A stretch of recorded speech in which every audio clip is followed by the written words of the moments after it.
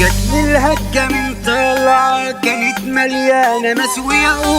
وقال له المر لو قامت هتزعلوا وده المقصود، وهجمت الحكومة فجأة فالكل خلع في الخلع. روح يا نوبيري.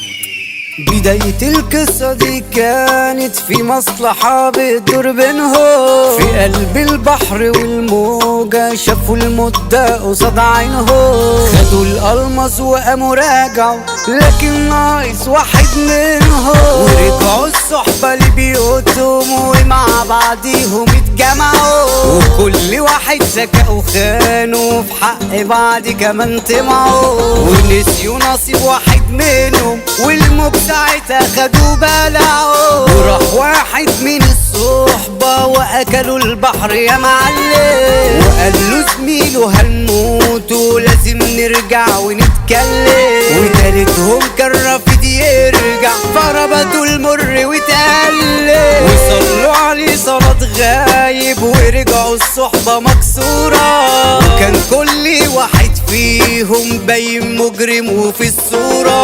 وكبر الغل في قلوبهم وفرق اللي في الصورة، وجاتني الهجة من طلعة كانت مليانة مسوية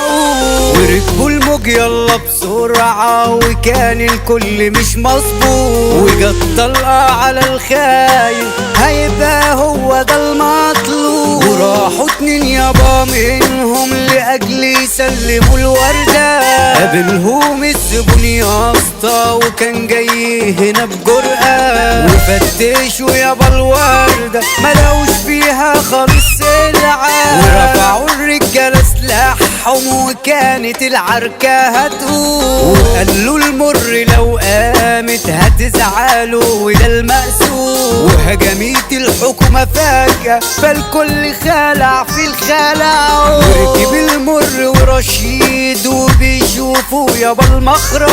ونط رشيد في وسط الموج وساب المر يتكحرج، وكان اخرتها زنزانة والمر ملقالوش مخرج، وعربي خد زكريا وراح لأرض الموج كازابلانكا، ورشيد بقى لأجل الدولارات بقى يدعبس على العركة، المر مرمي يابا في ديته في زنزانته كلاب فرقة، وعربي بقى ليه اسم وهبة يهز الأرض بفلوسه، وهناك بقى اسمه مسيو هارون وعنده قصر بنفوذه، وهنا رشيد بقى راح له وطردوا المسيو بظروفه، وخرج المر من الدقيقة وقابله رشيد يابا في حضنه،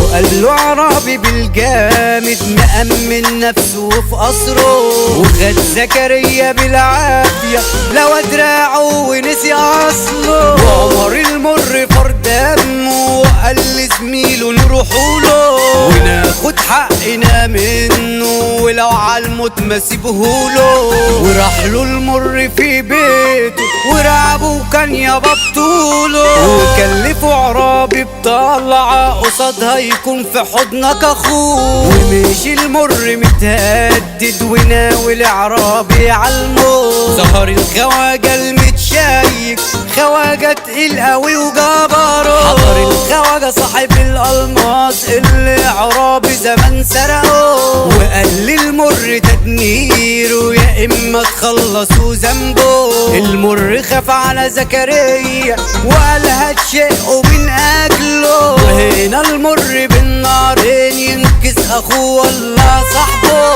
وكلهم مترددين وقالوا المر باع صاحبه، ولكن المر مش خايف ورجع عوام وخد صاحبه، وطلع المر يابا ورشيد يكسروا عظم اصحابه، وبوظوا بضاعة بملايين اكلها البحر من ايدهم، وكان عربي هنا ضحية بيتعامل في صفقته، وراحوا قوام يابا بسرعة علشان يرجعوا زكريا، والمر هنا رجع خسران وقال رشيد دي من هي،